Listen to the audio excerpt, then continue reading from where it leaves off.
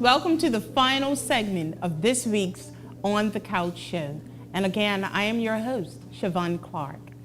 We have heard his voice, we've heard his words of inspiration, and now we talk to our featured guest, DeJon Simons. How you doing? I'm great. I can't complain. Huh? That's good. That's good. And I mean, you've done some awesome work, with your poetry, your spoken word, and we had a chance to hear little snippets of your poetry. And you have a book, Memoirs of My Scars, and you're working on another project, yeah? Actually, that's almost finished, to tell you the truth. Okay. Just a few more pieces, and I feel like I could speak. But like, if all my poetry, some pieces, even though you finish something, it still feels like it's still on the journey, you know what I mean? So it's like every time. You are your worst critic too. Yeah, every time I feel when I'm completed the book, it's like, you know what, it's not ready yet. So I just keep going, keep pushing, keep writing and whatnot, and see until it gets to that feeling where I feel like, yeah, it's ready. Sure. And your second project, Beyond Recognition. Yeah, that's probably the same exact feeling, like saying Hot to Pieces, and it's the autobiography. Like I have everything there. Everybody's probably long awaited. Everybody's been participating in it and whatnot. And it's been about 8 years since my accident. Yes. And every time I got ready to do it, it's like I'm still on that journey, you know what I mean? It's like I'm still trying to find that message. I know what I'm trying to write about, but it's the journey is like, is it ready? And same thing with the poetry and whatnot. Yeah. It's all about what you actually want to project and put out there. Yeah, and speaking of the accident, I know when you released your first book, Memoirs of My Scars, you had a lot of support. People in droves bought copies of the book. But you also had a very small group of people who did not support you. They felt that you were the cause of the accident, and why should we be celebrating, a situation that you, in quotes, brought on yourself? What do you say to those people? That comes with any positivity, I see it as I'm growing and whatnot. I've noticed that as much positivity that you try and bring, it's always going to be some link or some chain that tries to pull you back down, So it's kind of like the balance of it and noticing the balance of it. And we had some guys, some comments about, like they shouldn't feel sorry for me. It was his fault. He did it. I understand that, you know what I mean? And I never wanted anybody to feel sorry for me. I mean, I don't feel sorry for myself. Why would I want somebody to feel sorry for me? So all that occurring in the accident, I mean, yeah, it happened. I experienced it. I got through it. I moved on to it. I found my medium and something else expressive. But I just find it funny how you try and change because life is about the constant. I spoke about it. You try and change, but there's always somebody that wants to try to change you to the past. Instead of just growing through it. And I can understand if people mad if they have a negative light off me, but at the end of the day, it's about where I'm going in my journey, you know what I mean? And one thing that I'm sure many people have told you, you carry yourself so confident, you really don't allow what you've been through or even your outer appearance to hold you captive. You still put yourself out there and you still do some extraordinary work. But of course, the theme again for today has been more on the line of abuse. What types of challenges have you had since your accident in the community? I think my biggest challenge was trying to find myself, the identity of myself. I mean, same thing with my poetry, like how I started speaking now. You guys would have had me like probably 4 or 5 years ago. I wouldn't have had the same expression because I was still trying to find myself. Yes. And, like I found the essence of me, and I know exactly what I project and what I want to say and what I want to do and where exactly I'm going in the journey, you know what I mean? No matter what path that it takes me, I still know where I'm heading. And that's why I try to tell people, like when they sit down and really take the time to ask themselves, what do you want to do in life and why? And if they could really answer that question, like everything that you see here becomes clearer. You know exactly what you want to do. But with the appearance, I had a couple. I mean, it got upsetting sometimes, but not recently, you know what I mean? Probably, like I said, 4 or 5 years ago, it would upset me a bit, like got used to the public, the stares, and basically, like, you get used to that awkward silence kind of like you step into like a restaurant or a room, just like, or even a club, you know, it's like, okay, why is everybody looking? But you have to change that perception of it. I mean, like, they could be looking for different reasons. They may, hey, you want to meet them, not that awkwardness of it. Yeah. And like I said, years I had that problem, but like as I grew older, I become more confident and more powerful and understand how powerful I am. Like me, I love my image, my style, everything that I do is a part of me. You know what I mean? I love how jagged I hair from nappy hair. You know what I mean? I don't care because I'm comfortable with who I am and what my being. I shouldn't have to have my clothes or have my appearance or Saturday in order to fit in with you. It's my life. I should be comfortable with my life, you know what I mean, and my journey. Your journey is different from mine. You be comfortable in yours. So if you want to talk negative about it, that's really your issue, not mine. You know? I agree to that. And basically, do you think that because you are an artist, it's helped you to cope with the changes? Because I know that you're okay with photography of, taking shots of your body. You're okay with artists drawing, your figure. You're okay with all of that. So do you think that that has helped you to cope with what you've been through and what it's left you with? That's a full thought. I mean, like me, I find myself, like with the comfortability of it, like I love my sensuality as well. You know what I mean? I'm very embraced by my sexuality. Like I don't really care because I understand the image of my body, you know what I mean? If you're really comfortable in your skin and really comfortable in your being, it's that confidence, like people don't see past the clothes that are, you know what I mean? So if you really know or wake up, I feel sexy today, you know what I mean? I'm going outside, I'm going to feel sexy, right?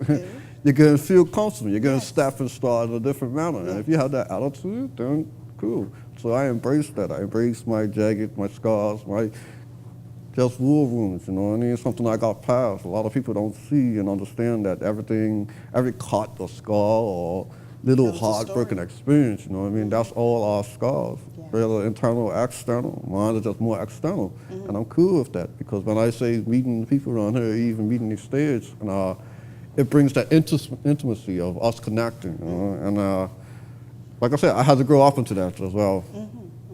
And then, of course, we mentioned your new book, Beyond Recognition.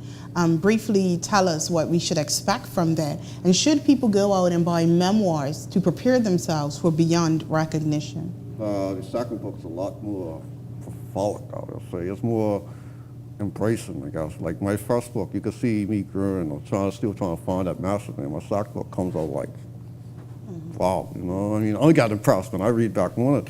And the whole title is fun. I kind of find it funny because with the media and whatnot, they always have this projection. They always tend to have this image. Like I do something positive, or I say I write a piece, or I speak at a school. They always happen to go back to he was buried behind this. Like, I mean, I understand that I inform the public, but you know what I mean? I want to be seen past my accident, you know what I mean? And the accident doesn't define you. So the actual title of the book actually came from one of the headlines about 8 years ago, one of the first headlines from my accident.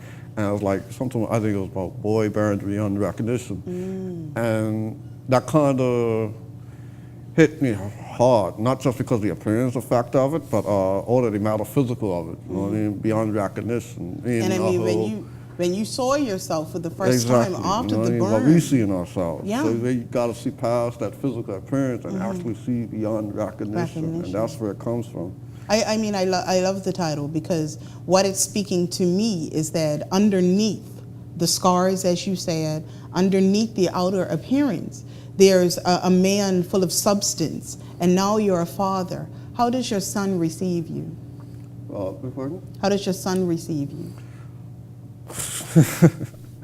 My son is probably, just picture me and a 2-year-old, you know what I mean? My son is just cool, we're cool, we're very cool. It's just, it kind of as scary as hell, trying to see. Scary for you. I mean, it still surprised me, even though from the first time I met him, it's just still to this day where you actually see yourself in another me, and like it's like, whoa, that's my like a shocking.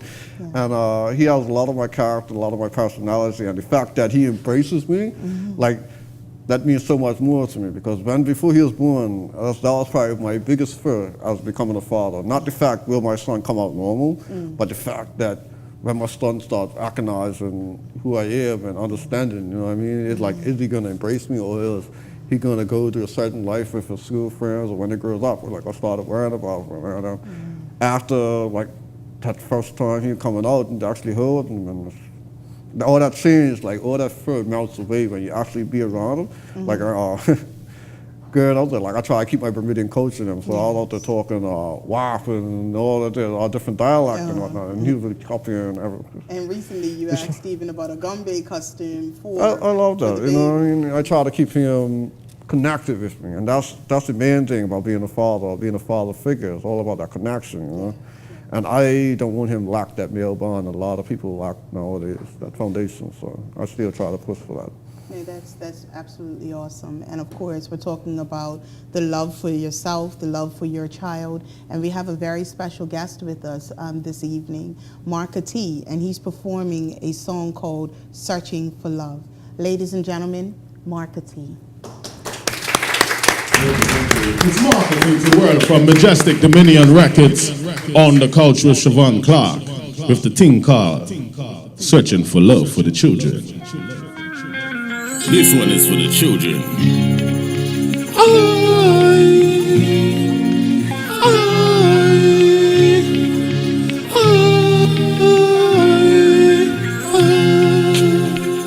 For the children of Bermuda and around the world.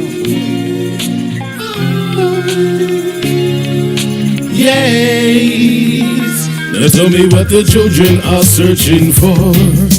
Searching for love. In this time the children need it so much more.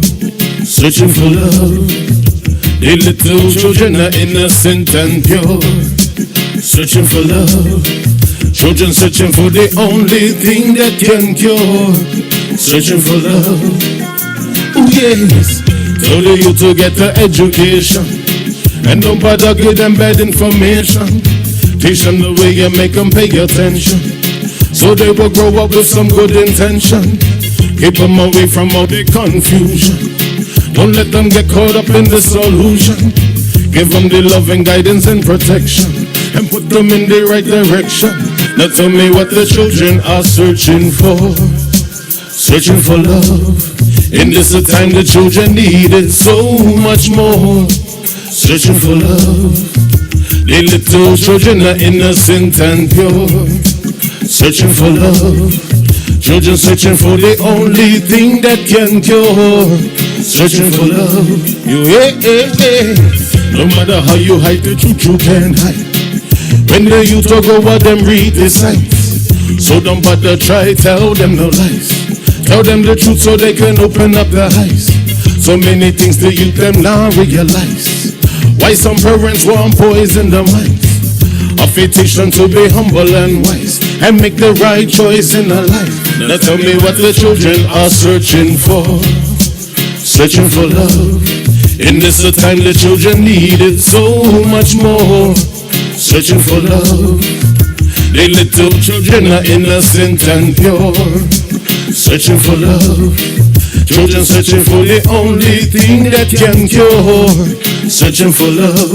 You don't wanna take away the innocence with drugs and guns and violence.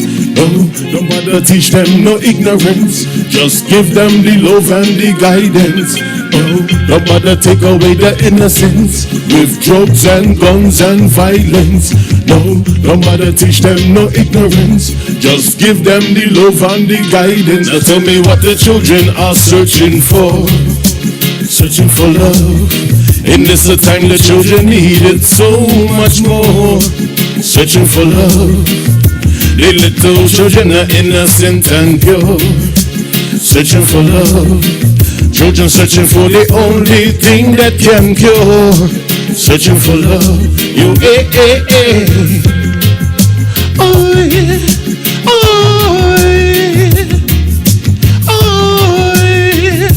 It's Marka T to the world from Majestic Dominion Records, with Siobhan Clark on the couch.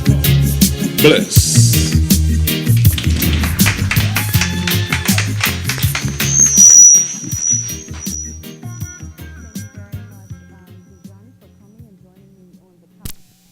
Marka T. The children are searching for love, and I think you're going to be an awesome, well, not going to be, you are an awesome father, and you're an awesome young man, and I wish you all the very best. Ladies and gentlemen, you have just experienced another awesome show on the couch with Siobhan Clark.